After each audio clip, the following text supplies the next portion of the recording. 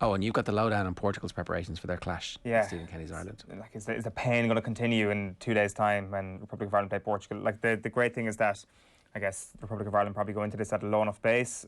The thing is, if Ireland are going to get back into the race for the 2022 World Cup, what do they need out of these 3 games? Is 7 points doable? Like, will they draw in Portugal and then win the other 2 games? Is that an acceptable way to get back on track? Even that might not be enough. They might actually need the full 9 points. So there is an overwhelming degree of the unlikely about this whole thing, which maybe leads to a little bit of freedom. But looking through this Portugal squad that's lined up for this international break, they're in a relatively interesting place, this Portugal team, considering what happened at the Euros. A lot of people's pre-tournament favourites. And I don't know, like Anthony Moyles there was talking about a forward line that maybe didn't have enough water carriers in it, or a lot of stars, and you're trying to fit them all into the one team, and maybe that leads to the sum of the parts being not what you would want it to be. And there was definitely a sense about Portugal in the Euros that was the case. Like, looking at their attack in the final game that they played, when they lost to Belgium, they had Ronaldo, Bernardo Silva and Diogo Jota up front. They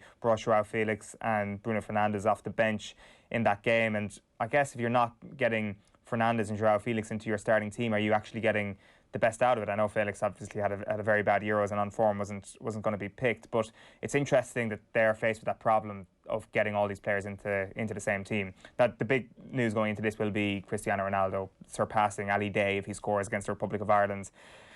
Like, he's on 109 goals at the moment. They're both level pegging, and it'll be a massive deal if he does score against Ireland. But in the general sense of Ronaldo, it does feel that this World Cup cycle is crucial for him, and that Fernando Santos is under pressure to get this team within striking distance of winning a World Cup, because will they have a generation like this again? Maybe not, especially the crossover between Ronaldo and the younger attackers that are coming up behind him. So there was massive pressure on him to deliver in this next tournament, given that the Euros was a pretty big disappointment for him. And I would actually have the 2022 World Cup as their last chance, really, to win something with Ronaldo. In terms of what Fernando Santos has actually said during the week, he says Ireland works a lot, fights a lot. If we're not at our best level, we could have problems. The Irish national team played an excellent game in Serbia, for example. You have to respect your opponent a lot. That's basically the length of what he said about Ireland. As I say, kind of like, he is under huge pressure given the end of the Hungary game, the start of the France game, maybe are the 2 things that you could pick as the good moments for Portugal in the summer, despite coming into the tournament with players in incredible club form. Just listening to the Seleção podcast to talk about Portuguese football, you can tell that journalists and fans are calling for wing-backs at the moment when it comes to this Portuguese team. They want to go to 3 at the back. They're suggesting that maybe Santos is a little bit too set in his ways, and I think that's maybe a reaction to the victorious Italian team potentially at the Euros, thinking, why can't we do it? Why can't we play like them? And they obviously have a number of good wing-backs in their squad.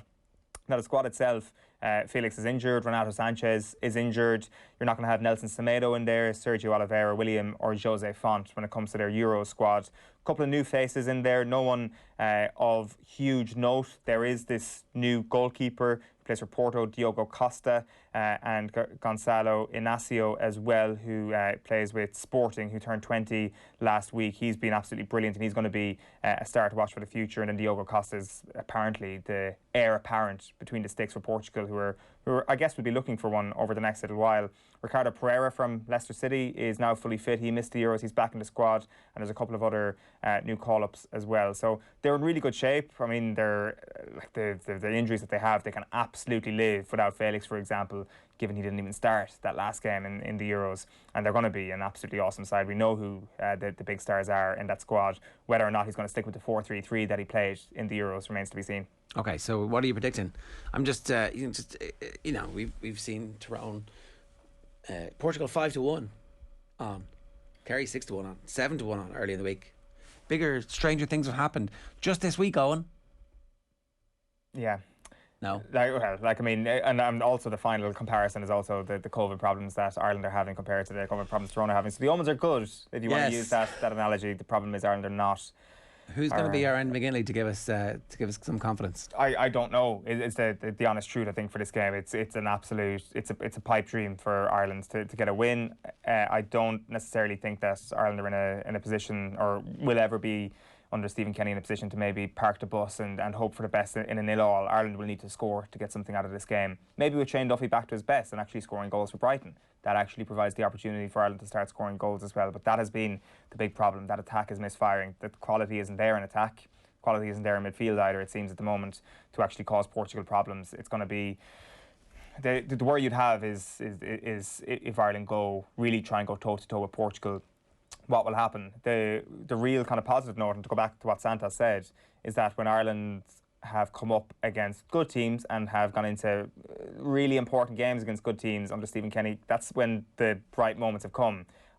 We all know what the obvious fall down has been, and it is when they were expected to win that game in the Aviva Stadium against Luxembourg and just fell flat in their face. I agree with Santos. Ireland were good against Serbia. Ireland were good in the playoff against Slovakia, but being good isn't good enough. Results are what Stephen Kenny is now going to be judged on. I totally subscribe that the early throes of a management reign can be judged on performance and signs for the future. I think we're kind of edging towards that place now where something's going to have to go his way over these next 3 games, and like, I mean, Azerbaijan if that's not 3 points, then we're back into disaster territory. But he's going to need something big from one or both of the other 2 games.